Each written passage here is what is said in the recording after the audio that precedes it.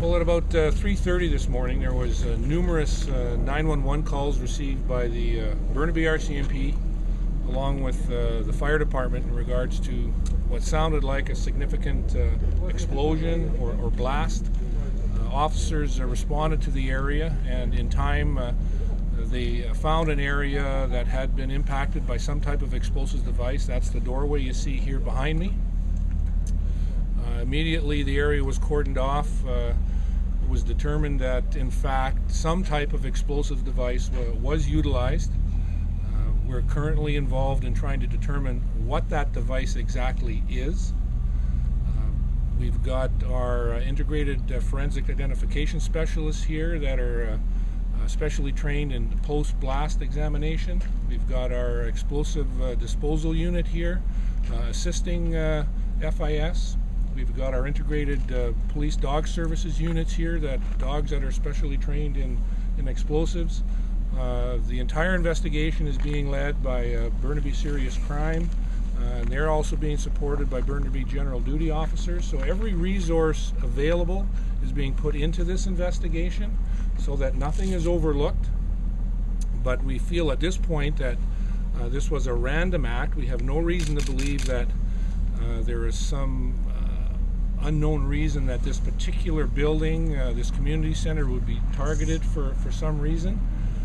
If someone wanted to inflict injury on someone, this is not an area where this type of explosive would have been utilized. It did extensive damage, but it was at a quiet time in the middle of the night in an area that there was absolutely nobody around. So why they chose this spot isn't clear.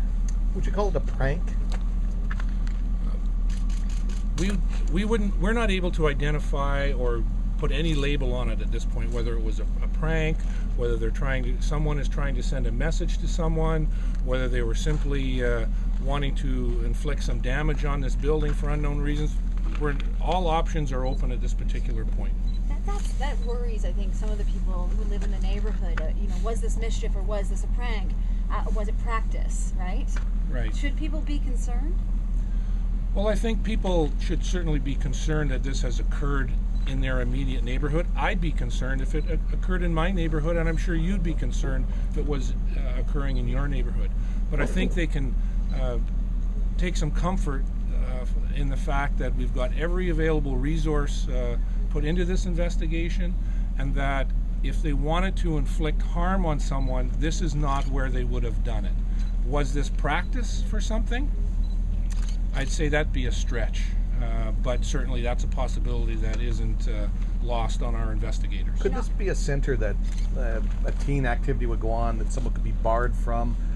What kind of activities? Could somebody be aggravated that they were barred from here or mad at the facility for some reason?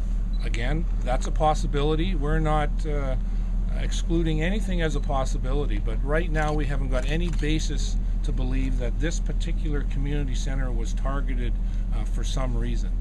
This was simply, we believe at this point, until we can find out otherwise, that this was a safe location that someone chose to detonate an explosive device. Why they did that, that's the big question. It's the same location here, but somebody obviously built this bomb, and it was quite powerful, if your witnesses are correct. That means that it had to be transported, somebody was living in their home, maybe putting this together, so there's been various points of risk besides this one. Well, we don't know for sure whether someone built this, what you're calling a bomb. It's an explosive device. It could be a significant sized piece of fireworks that you can legally purchase, or it could be something that was assembled by someone illegally that went out and purchased parts. We're not anywhere near being able to determine which one of those falls into this particular investigation. Are you involving any experts in your investigation, any experts in terrorism? We haven't got any reason to believe that this has anything to do with any level of the term terrorism that you're using. That's not anything that we're even contemplating at this point. We have no reason to believe that that's a possibility. We're not closing our mind necessarily to that, but that's not at the top of the list of what might be behind this type of incident in this location. And had somebody actually been on the premises near that explosion, I assume, taking a look at here, that they had either be hurt or possibly killed by something like that. if someone had been very close, it would have inflicted significant injuries, if not death, in a confined space, based on the post-blast examination here and the damage that it did inflict on this building. How long until you know what was in this device? Well, our investigators are going to be here for several hours yet, and it could be days into weeks until we determine through a whole variety of different investigative techniques exactly what made up this bomb and what it was comprised of. Have you seen anything like this in The public can help. We would like to know if anyone saw anything unusual here in the hours leading up to approximately 3:30 this morning in and around this park, if they saw anybody that was hanging around or really seemed to be out of place. We certainly would encourage them to call the Burnaby RCMP or call Crime Stoppers if they want to remain anonymous. We certainly would like the help of the public if they have any information around that. Were there any remnants left of the device? We're gathering a significant amount of evidence here. We're not going to get into exactly what the details of that is, but certainly there are pieces here that are allowing us to move forward with the investigation and try to identify what was utilized here. You're calling it a device. Yes. Why? Well, because we don't know exactly what it was. So there's any number of terms that could be utilized. Right now we know it's an explosive device. Until we know what it is, we can't put a definitive label on exactly what comprised this particular device. But it sounds like a device to me just means like several different components. We're still investigating exactly what is possibly comprising this device.